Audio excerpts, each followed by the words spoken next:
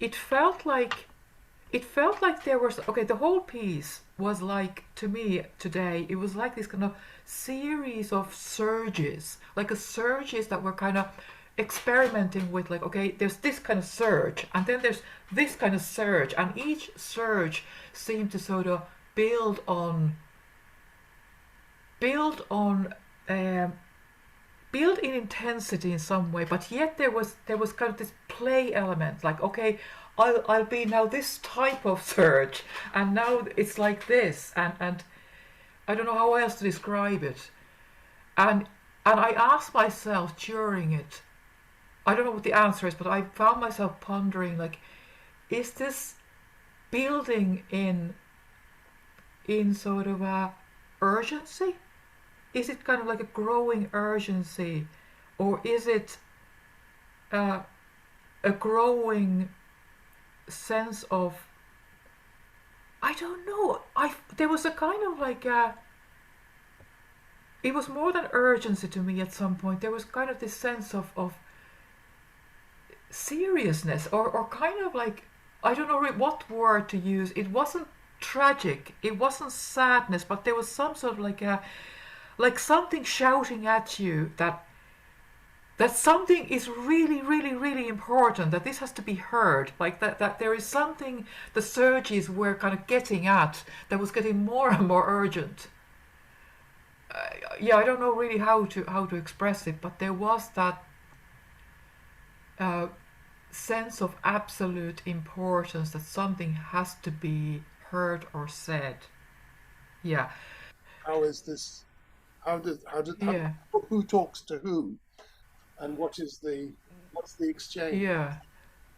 Peter, can I just say, respond to that? It's like when you talk about like the yearning. To me, it's actually not yearning. It's more like active endeavoring. It's sort of like this kind of movement towards something. Yes, That I suppose it yearning. contains yearning, but it goes beyond that. It's not just sort of. It doesn't stay in that. It's like this sort of Yeah, active movement through different landscapes and but it's always going up. I do kind of visualize it kind of like as a yeah. Words fail me. Yeah. Um, I almost would love to see it with a back projection of that video of the universe of the solar system moving through the galaxy yeah. in a journey. I don't know. Yeah, like that thought. Sorry, Peter. Like that idea that the solar system or the kind of the entire universe, while it's kind of to imagine it moving, but then to not to just moving, but for the movement to have a this sort of like emotional uh, how would you say that there is a desire propelling it, that it's not just kind of movement that just has a direction, but it has this sort of like a urgent force to it that is it's like the like I don't know, like for some reason I find myself thinking of animals, like listening to animals in nature, and the way that when you kind of awaken Mm. to their sound, you start hearing sort of the anguish in nature, like how an animal is like there is no such thing as a kind of this kind of oh natural sound is kind of pretty or something. It's full of like Yeah, yeah, it's full of lived yes. this kind of urgency of something, and The, this is what I hear in this also, like yeah, yeah, the lived experience of being a human being is to be yeah, born into an animal body and to yeah, have animals suffering and animals yeah. think, and then the human spirit in the form of Jenny. You see, or Jenny is In your the form of Jenny. work, Jenny, has created this drama of the of the journey of the human creativity through the eon. Yeah, I really don't often um, realize quite how um, emotionally impacting it seems that you're saying, there's something the urgency, what's the word you used? Regret? No, not regret. Yearning. Yearning. And all the animal stuff is. It's kind of almost like a shock to hear you say it, because I'm so at home in it. Yeah, I know what you mean. That's just what's really going on. And well, the very first bit of feedback I had from Alexander, who's a conductor, he just said, it's not constructed, it's actually flowing. Yeah, definitely. And it's like, it's an improvisation that's written down, and I've got a sense of form and structure. So I love, repeating sections that you heard earlier. And it was spontaneously structured, if you see what I mean. Dreaming. I was in a dream sort of space when I was in a frenzy, actually. It took me ages to survive it. The sensuous experience of those sounds was very beautiful, and the stream of consciousness sort of thing, I did get that there was a kind of Virginia Woolf sing vibe going on, that in a sense this is not this is an elemental being who is expressing itself through. That feels true. That feels true. And I was completely unself-conscious about it. And the thing about the form kept opening up. It was like I was going into a portal, and it just kept saying, and here's another doorway. Yeah. Here's another doorway. Yeah. And so I kept opening the bars up and, adding endless bars, and it started as a 10-minute sketch, and it ended up as a 42-minute piece.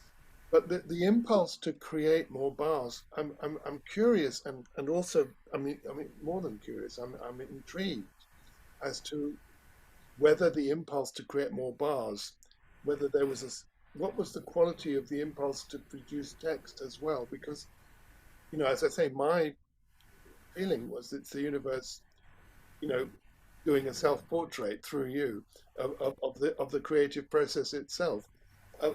Were you feeling we've got to have text here, or what was it for you? What did it feel like? Well, I mean, the whole second text demanded to be there. I mean, there was the original poem, which was my impulse to sort of, okay, I'm going to set this poem to music. Okay. That's my project. Yeah. And then as I went on, it felt like that was just one corner.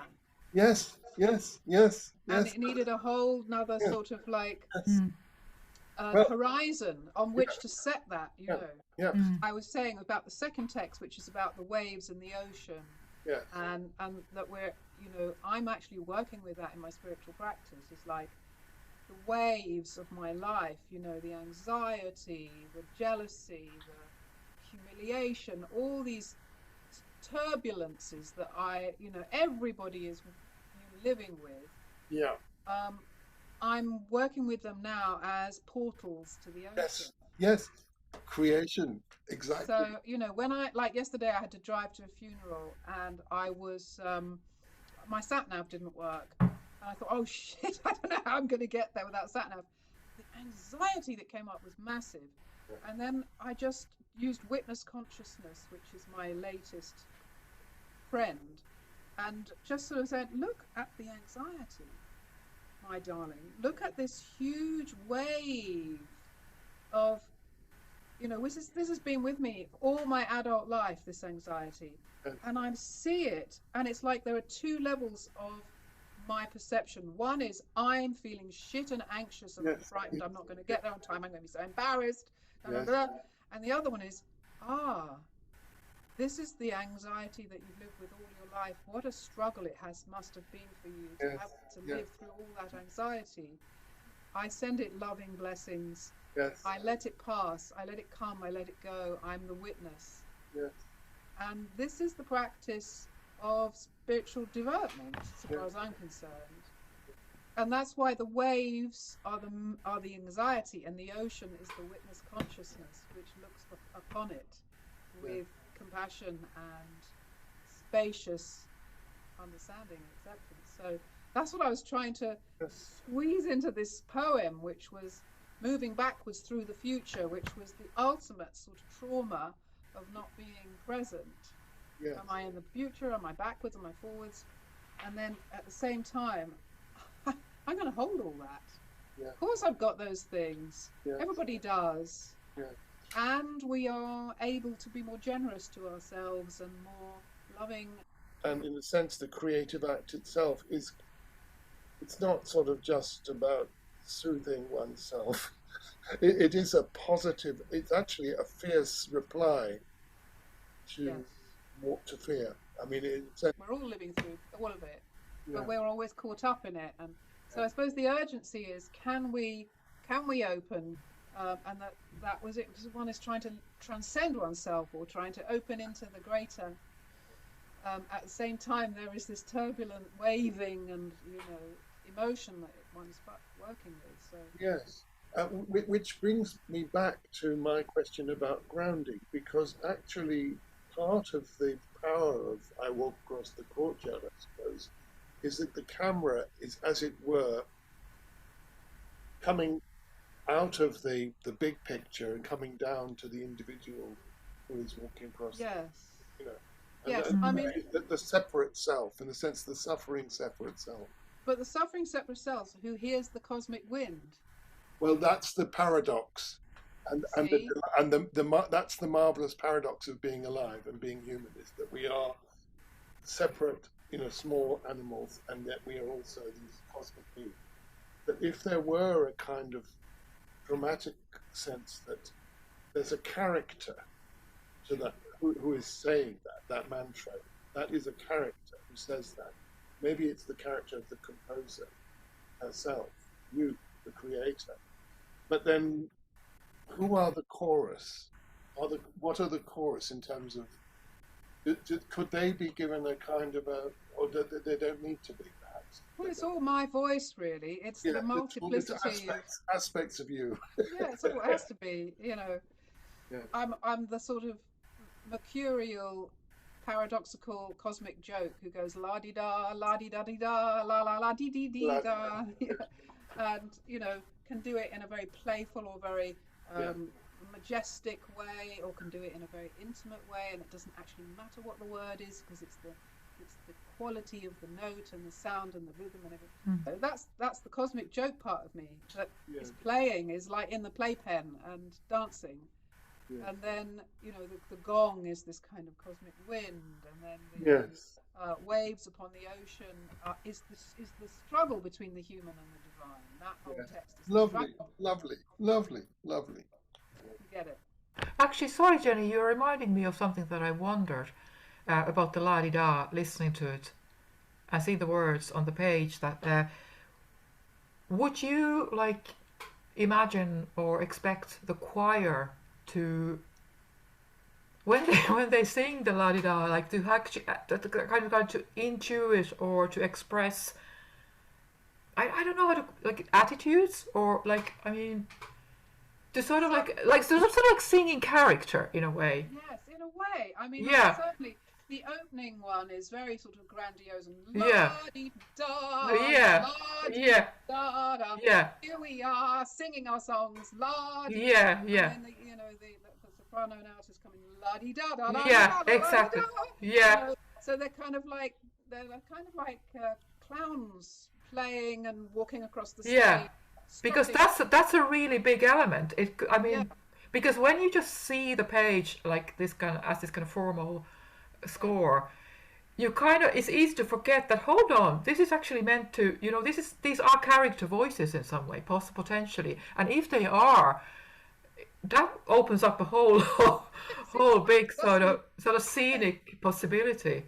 And this is why I would just love for some producer to come along and say, let's blue sky this, and where do we go now? It's a gift for somebody to curate that, and the other, there's one la-di-da towards the end, which is the attic voice, where they're going la-di-da-da, Yeah. And it's Yeah. a sort of like an apocalyptic moment of sort of like lost in the kind of madness, and it kind of comes out on this big major dominant seventh chord, which is kind of like jazz hands, like big joke. Yeah. So there's a lot of different, and then the intimacy with the la-di-das where they're just going la-di-da-dee, la-di-da, la-di-da-dee. You know, that's kind of like, you know, the steady state of presence and sort of oneness with the one notes. And then you've got the ones with the scales that go la-di-da-dee-da-dee-da-dee-da. Yeah. Yeah. They're shape-shifting. Yeah. They're shape-shifting. They're energies that are moving around like, you know, spirit forms. Yeah. No, it's powerful. It's wonderful, really. And it has this, as you say, it has this marvelous, flexible stretchiness that, because it is, you know, in a sense, it's a template. It's an archetypal structure that, maybe that's not the right word. What do I mean? It's a container. It could be, you know, wood. Yeah, the Grail, in a sense. This thing but I love the way you've drawn out the idea that there is this storytelling, you know, multi-narrative character that is moving around, and that it has personalities. Yeah. That changes. I mean, that is a massive big layer to it. Like I just, I think